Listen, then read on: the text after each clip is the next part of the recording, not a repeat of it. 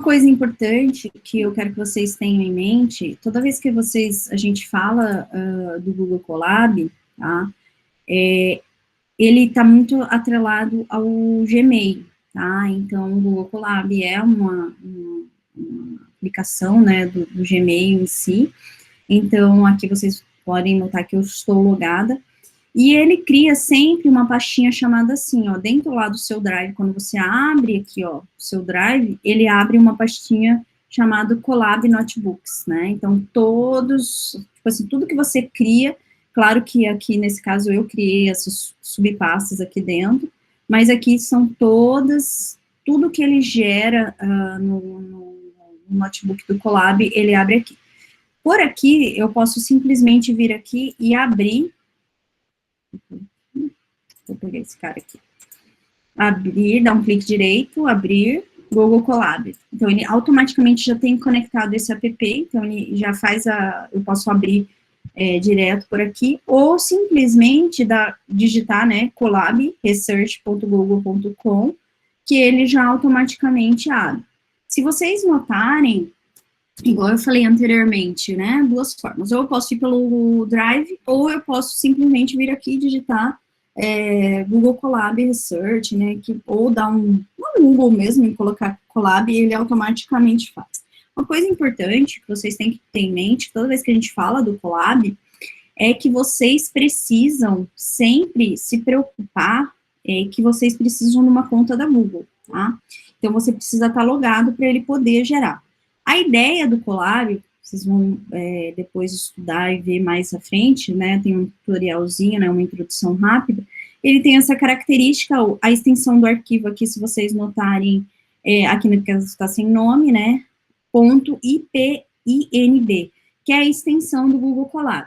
Uma coisa legal que ele faz, tudo fica na nuvem, até a execução dele, tudo é feita automaticamente. Então, você pode abrir, executar, linkar de uma maneira bem simples, tá? Aqui, no caso, no arquivo, você pode localizar no driver, pode fazer um novo notebook, você pode abrir um notebook, né? Fazer um upload de um notebook, por exemplo, que está local na máquina, você pode renomear, apagar, fazer uma cópia no drive. Essas aqui, ó, salvar cópia no drive, salvar uma cópia no Git do GitHub, ou salvar uma cópia no GitHub, vocês vão utilizar principalmente, por exemplo, se vocês tiverem um link, porque como ele geralmente está num drive de alguém, né, o Colab permite isso, que você visualize, você geralmente não tem, às vezes, a permissão para editar. E o que você vai fazer? Você vai simplesmente falar assim, eu quero salvar uma cópia no meu drive. Então, quando você abre alguma coisa que não foi feita por você, mas que o autor deixou, você abrir abrir e ver aquele arquivo, você faz uma cópia no seu drive para você ter e editar e fazer as suas mudanças ali. Mas nada impede que você consiga executar o código no drive de outra pessoa, alguma coisa assim, sempre nesse recurso. Então, salvar e fixar a revisão, aí tem algumas características, e duas coisas bacanas, fazer download do arquivo, que é esse arquivo aqui, por exemplo, aqui, nesse caso está vazio, na extensão do Colab, que é essa .ipynb, ou fazer download na extensão .py, que é a extensão do Python, tá? Então, é uma particularidade muito sensível que o Colab tem, tá? São detalhes, então é interessante. Eu não faço muito download, eu gosto de deixar tudo sempre lá no meu Drive, né? Então, ele sempre está referenciado lá, tá? Então, é uma característica. Você pode fazer edição, selecionar, fazer configuração de notebook, fazer inserção, né? É uma coisa legal que o Colab tem, igual eu falei para vocês, por ele ser um ambiente como se diz? Ele é um ambiente, de execução, mas ele deixa você fazer partes de texto. Então, você tem uma célula que a gente chama de célula de código e célula de texto. E também tem cabeçalho de sessão, que não é, no caso, não é código, né, em si, que ele permite você fazer essa inserção. Então, é bacana, esses dois atalhos também estão aqui, ó, código e texto, você vai inserindo. Toda vez que tem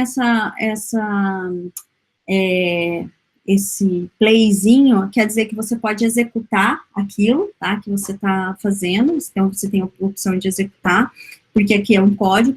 Por exemplo, se eu vir aqui adicionar um texto, percebam que ele vai ser um texto, onde ele tem as opções, né, de fazer formatação. Algumas formatações vocês vão notar que, com o tempo vocês pegam, por exemplo, falar que ele é um cabeçalho de seção, né, igual ele falou aqui, ó, célula de cabeçalho de seção, ó, por exemplo, para você fazer alguma coisa grande.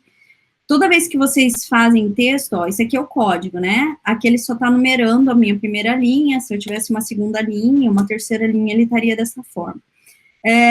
Para vocês editarem a parte de texto, ó, clique 2 vezes ou pressione Enter para editar, né, então, ou pressionei Enter, ou cliquei 2 vezes aqui, ó, ele aparece nova sessão. Percebam que a diferença dele do texto de cima é que a nova sessão começa com o jogo da velha.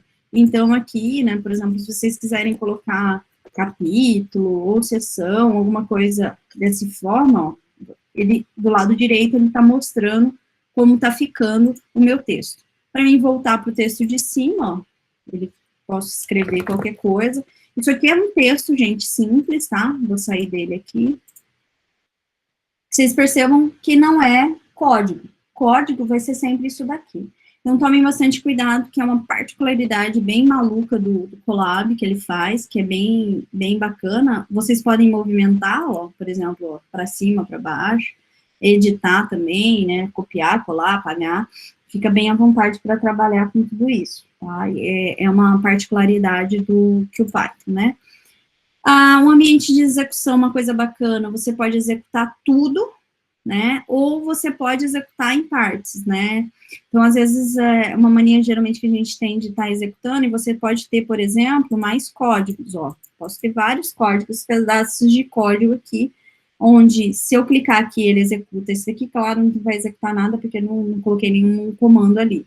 Então, ele faz aqui, ou se você simplesmente vem aqui, um ambiente de execução, e executar tudo, ele pega e executa todo mundo ali, que tá no negócio. Interromper, reiniciar, esses são aqueles detalhes que já conhecem nas linguagens de programação, tá? Então, dessa forma, eu vou colocar aqui sair, né? Tem uma rápida introdução, né? Eu fiz uma tradução, né, do Python, né? Principalmente por que, né, utilizar, por que trabalhar com Python, ele traz algumas características, né? O Python, ele faz somas simples, né? Por exemplo, você quer somar alguma coisa, ele simplesmente pega 2 números, você fazer a execução, né, e ele pega e soma aqueles 2 números, né, sem problema nenhum, ele faz a execução daquilo, tá? Deixa eu só, por exemplo, 1 mais 1, ele também vai colocar ali, ele faz toda a execução, como nesse caso aqui, você colocou 2 linhas, ele pegou e só mostrou a última execução, tá? Vou apagar aqui de novo, mandar executar. Para mandar executar aquele código, é só sempre você fazer. Uma operação um pouquinho mais complicada, ele também é possível fazer, né? Algumas pegadinhas, principalmente quando a gente está referenciando calculadora normal, né, divisão. Toda vez que vocês quiserem importar alguma coisa, né, no Python, vocês sempre vão utilizar o from, né, e import de alguma classe em si. Nesse caso aqui, ele importou uma biblioteca específica para divisão em si, né, só alguns detalhes, né, principalmente quando a gente faz divisão, para a gente saber o que é float, né, o que é inteiro em si. A declaração import, como vocês vão notar, ela é muito importante, principalmente no Python, que ele vai, por exemplo, para vocês importarem, para fazer raiz quadrada de alguma coisa, ó, eu vou vir aqui, né, eu fiz a importação primeiro, e depois eu quero saber a raiz quadrada de 83, né, então aqui, ele fez aqui. A raiz quadrada de 9, aí ele vai sempre e vai fazendo o cálculo de uma maneira bem simples. Um detalhe que vocês já perceberam, que vocês têm texto e vocês têm código. Qual que é a diferença dos dois? Aqui vocês podem notar, isso daqui não é código, por mais que ele esteja representando o código. O código, vocês vão sempre anotar que é onde tem sempre a figurinha desse playzinho, tá? Então, ele executa e dá a resposta aqui embaixo, quando, né, no caso, por exemplo, aqui eu coloquei a raiz quadrada, ele pega e imprime o último resultado daquele cálculo, né? Então, a ideia dele é que vocês tenham as bibliotecas matemáticas, né, e daquelas bibliotecas você pode importar alguma coisa específica já pronto, né, então nesse caso aqui, a biblioteca matemática, né, você pode importar só a biblioteca em si, você pode fazer cálculos, né, normal, aqui você digita, né, percebam que não tem aquele conceito de definição de variáveis, que vocês trabalhavam muito com isso anteriormente, né, então é uma característica. O erro também acontece, ó, por exemplo, aqui é uma variável que eu não defini, volume, ele não identificou, ele está falando que não foi definido, né, em si. Aqui, no caso, eu peguei as variáveis e atribuí valores para ela, né, por isso que elas existem, e fiz um cálculo em si, e dei o resultado. Volume, nesse caso aqui, ele vai falar, ó, eu não conheço essa variável. Então, são alguns erros, né, aqui, por exemplo, agora eu fiz o cálculo, né, peguei o volume, criei, atribuí, né, um cálculo a ele e tem um cálculo ali funcionando. Algumas características, né, de palavras reservadas dele, né, em si, é um cuidado que tem que se ter. Aí o conceito de string, de listas, aí tem muita coisa, o Colab é muito interessante, mas a característica dele é essa, tá? Então, a carinha dele é essa, de você poder trabalhar com texto e a linguagem tudo junto, por isso que eu falei para vocês que o trabalho vai ser simples, porque você pode editar, né, fazer, você sofre um pouquinho, mas o conceito de você pode adicionar texto, ó, percebam aqui, ó, código, sempre entre uma linha e outra, você pode adicionar um código, um texto, então ele não é sequencial. Ah, mas eu quero executar tudo que está ali fazendo, então vem aqui executar tudo, então ele executa todos os playzinhos ali, eu executo, mas é legal sempre fazer por partes, principalmente se a gente pensar na questão de ter erro, alguma coisa assim. Então, tem essa introdução, né, em si, e a gente vai falar do mesmo problema que a gente falou anteriormente, falando da lógica nebulosa fuzzy, a gente vai falar um pouco sobre o problema da gorjeta, né? Então, dessa vez, a gente vai modelar nele, no caso, utilizando o SketchFuzzy, né, em si, e ele foi, no caso, adaptado desse Python Hosted.org, que é principalmente quem criou essa biblioteca, né, o nome específico que eles dão em si, onde ele tem em definir o valor, né, da gorjeta, né, da mesma forma, levando em consideração o atendimento e a qualidade da comida. A problemática é a mesma, vai ser sempre avaliada de 0 a 10, tanto o atendimento quanto a comida, e eu vou definir se eu deixo uma gorjeta de 0 a 25%, né? Nesse caso aqui, falando de gorjeta, a entrada, né? Pode falar, Yuri.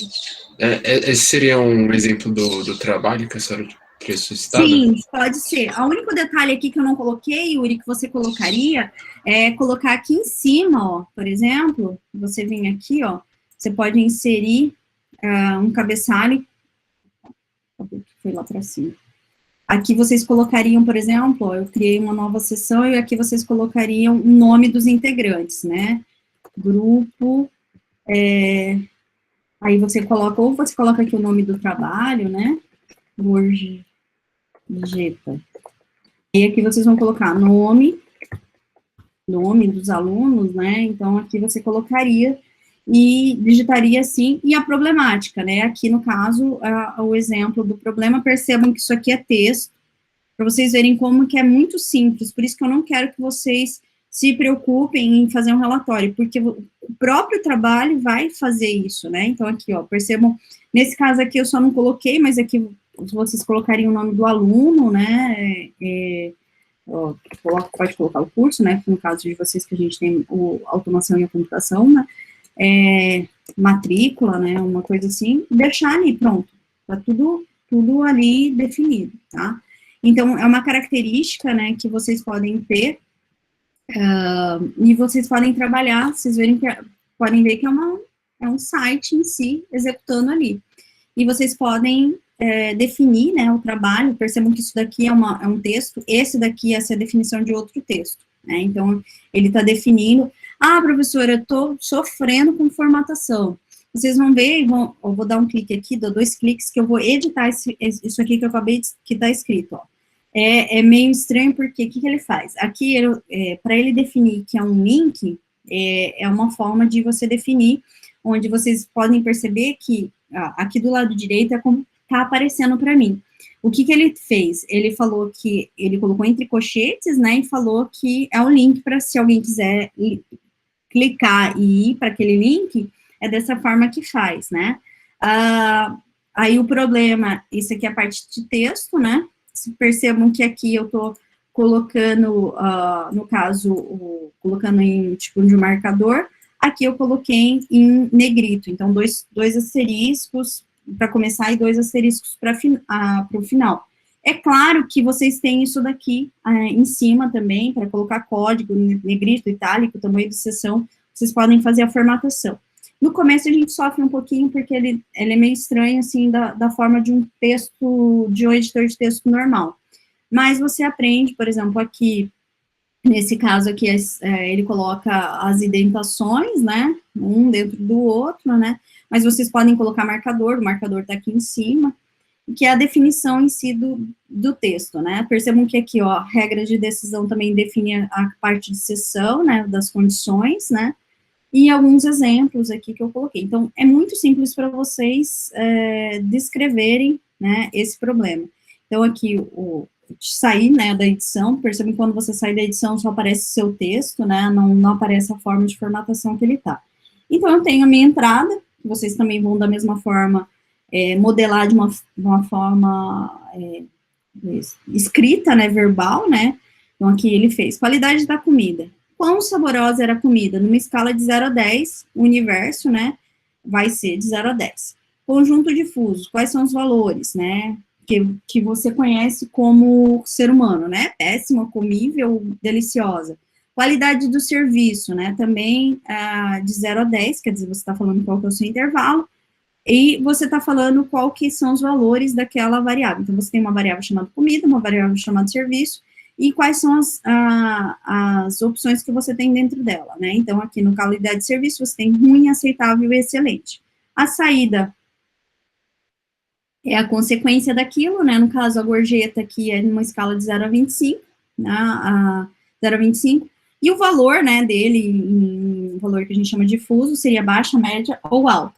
E, claro, não se esqueçam que, como ele vai de 0 a 25, ele vai dar uma resposta para vocês de valor também, né? Claro que você vai falar, eu vou dar uma gorjeta média, mas o que seria média? Aí você também define o conjunto difuso ali em si. E ele sempre dá um resultado e faz aquele mesmo desenho que eu mostrei para vocês no MATLAB, ele também faz aqui. As regras de decisão, né? Que nesse caso aqui, bem simples, até para ser mais fácil de explicar. E eu coloquei aqui um exemplo, né? Para testar, né? Principalmente seria interessante vocês colocarem também isso no trabalho, né, para falar, principalmente mostrar, né, qual que é o valor, né, se eu contar, né, que eu classifiquei o serviço de 9,8 e a qualidade 6,5, qual que é o valor da gorjeta? 20,2%, então é o valor que você programaria para isso. Lembrando, isso aqui é só texto, só conteúdo em si, não tem muita informação. Aqui no caso, aqui a parte de código, né, uma coisa bacana que o Colab faz, ele faz instalações, você não precisa se preocupar em instalar isso numa máquina, então, aqui nesse caso, instalar o pacote do SkyFuzzy, né, que é o SkitFuzzy em si, que eu falei para vocês, e você força, um detalhe importante, forçar a instalação de uma rede nessa versão 2.3, né, porque ele pode dar erro, é uma particularidade que esse pessoal da Python Hosted encontrou nessas novas versões do Colab, tá? Então, ele faz essa instalação aqui desse network, dependendo do Colab, da versão do Colab que você está trabalhando, é importante você fazer essa instalação também para manter, para não dar erro em algumas coisas. Então, aqui ele faz, eu venho aqui, né, faço a execução, nesse caso aqui, deixa eu até iniciar, eu vou fazer só um reinício de ambiente para não ter as opções, que aí, nesse caso aqui, Aí. Ambiente de execução. Interromper, deixa eu só interromper aqui.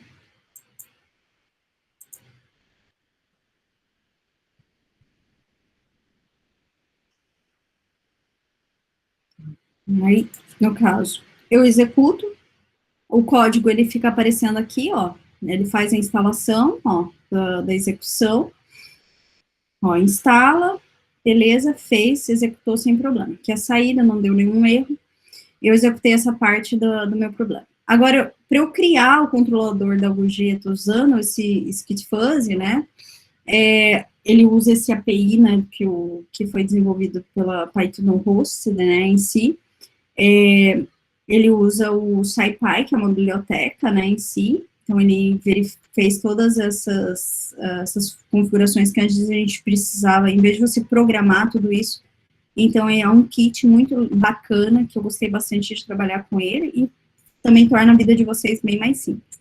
Então, ele importa, né, faz as importações necessárias, principalmente, lembrando que quando você faz SNP, SFuzzy, SCTR, isso aqui são as variáveis que você está criando para instanciar, no caso, as bibliotecas, né, utilizar as bibliotecas, por exemplo, da NumPy, da SkyFuzzy como, né, na verdade, aqui da Control, né, que são as três bibliotecas principais que você vai precisar para executar seu conjunto fuzzy.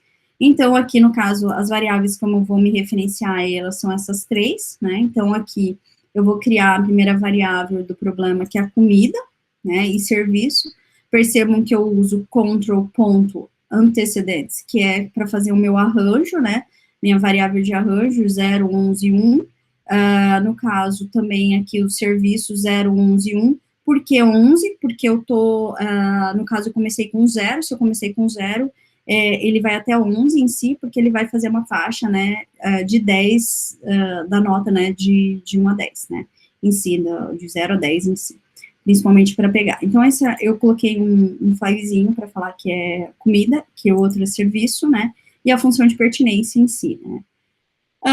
Nesse caso aqui, vocês já notaram que isso daqui é a parte de comentário, né? Percebam que aqui, um detalhe importante, lembra que a gente falou o control consequent, né? No caso, o antecedente seria a parte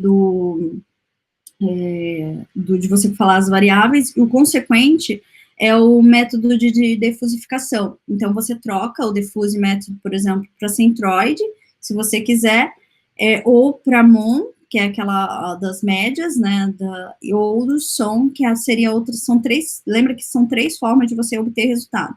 Nesse caso aqui, eu deixei ele em forma de comentário, mas é só mesmo para ter as opções aqui. O que é importante para vocês é que o meu método consequente, né, da gorjeta, ela vai de até 25, ele, no caso, ele pega só para fazer a faixa em si, ele colocou o mais um ali, a minha função de pertinência, que é 1, né, que seria até onde vai a minha função de pertinência, e ele fala uma coisa importante, além de criar a variável, o range, né, em si, ele falou qual que é o método fuzzy, porque ali é que é a minha resposta, tá?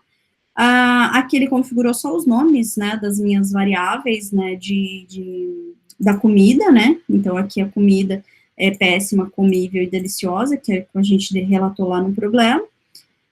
Aí ele fez uma coisa interessante, que é falar assim, ó, eu quero definir as características, no caso, do serviço e da gorjeta. Então, serviço ruim, serviço aceitável, serviço excelente. Aqui ele vai fazer, no caso, aqui eu coloquei da função de 3 pontos, né, então aquela não é a função trapezoidal, aqui é a função gaussiana, aqui é a faixa de valores, né, em si, aqui como ela é gaussiana, ele permite, no caso, a configuração de 2 pontos apenas. Aqui, como ela é trapezoidal, que é esse cara aqui, ele vai ver, se vocês podem notar que vocês têm 4 pontos ali. Eu vou executar esse daqui. Percebam que eu executei, por que ele não mostrou nada? Porque eu não me pedi para mostrar nada, então eu venho aqui e dou um ponto view em cada um desses, na comida, no serviço e na gorjeta, então, comida, serviço e gorjeta, ele vai mostrar graficamente isso aqui que eu configurei, então, se qualquer mudança que vocês fizerem, vocês executam esse aqui de novo, e executam o view para vocês verem como está ficando. Isso aqui eu só estou modelando, né, o meu problema, ainda fazendo uma modelagem do meu problema, e agora, em seguida, eu vou criar as regras, porque com as regras vocês conseguem fazer fazer com que a execução funcione, né, então eu tenho as regras verbais aqui que eu coloquei, e para mim criar as regras, nesse caso aqui, percebam que eu criei as 3 regras, o de vocês provavelmente pode ter mais de uma regra. Percebam que vocês vão ter aqui, ó, se o serviço é excelente ou comida deliciosa, e a gorjeta alta, então ele vai fazer no caso a regra, né? Então ele fala assim, se eu tenho essa condição, a gorjeta é alta. Se eu tenho essa condição, se ela é aceitável, a minha gorjeta é média. Se ela é ruim e a comida é péssima, a minha gorjeta é baixa. Então, percebam que aqui eu tenho o meu antecedente, né? E aqui eu tenho o meu consequente, que seria o valor da minha gorjeta. Nesse caso aqui, eu mostrei para vocês a forma, né, deles estarem executando. É uma forma de vocês visualizarem, né? Por exemplo, aqui eu coloquei um view na regra, mas é para mostrar, de certa forma, eu não acho interessante vocês visualizarem, mas aqui eu estou visualizando a regra 1, né? É uma forma de você visualizar.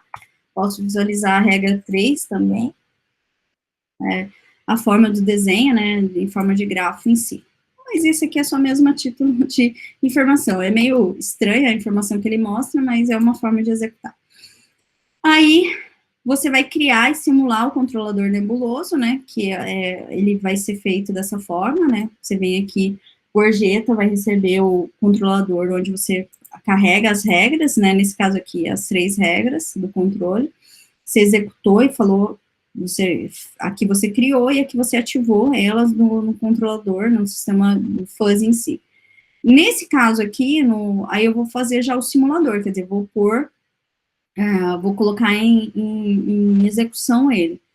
Aí, qual é o valor que eu coloquei? Eu coloquei que a comida é 6,5 e que a gorjeta é 9,8. Então, eu vou vir aqui e simular, e, no caso, faço a chamada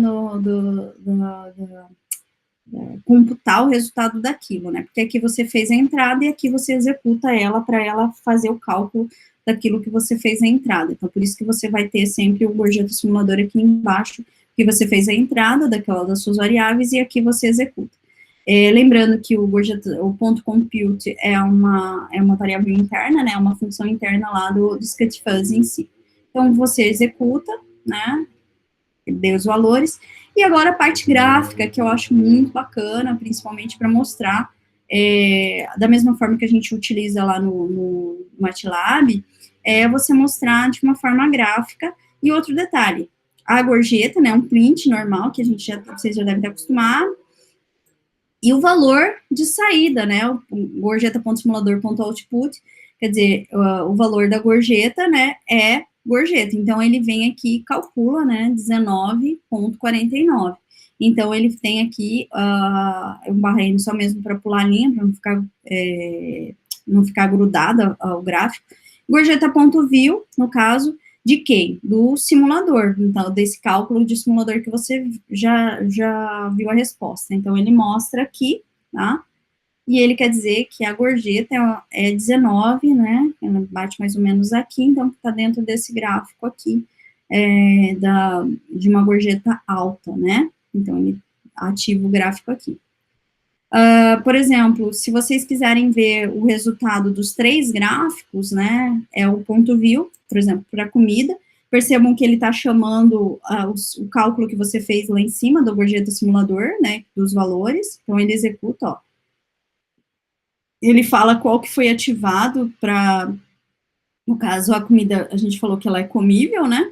A gente falou que o serviço é bom, né? Então, é um serviço excelente.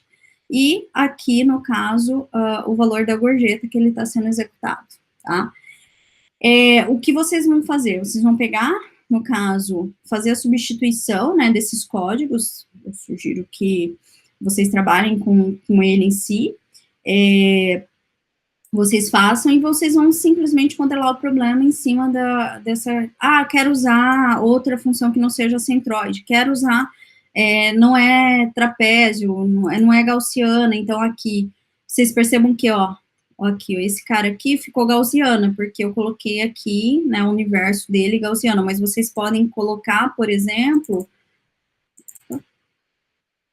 Vocês podem colocar, nesse caso aqui ele fez isso assim, vocês podem colocar, não, eu quero fazer com que ele seja do tipo trapézio. Percebam, eu só quis demonstrar para vocês que esse é de um tipo, uma função, no caso aqui, de triangular, esse aqui é gaussiana, e esse cara aqui é da forma trapézio. E da mesma forma, vocês vão sempre obter um resultado, tá?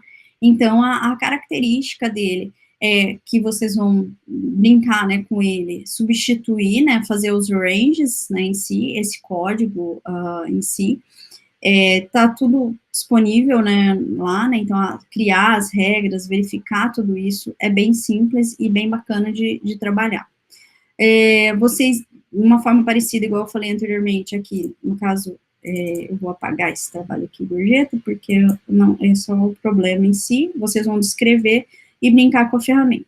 Antes de vocês chegarem nesse caso aqui, vocês podem brincar com ele de várias formas possíveis, né?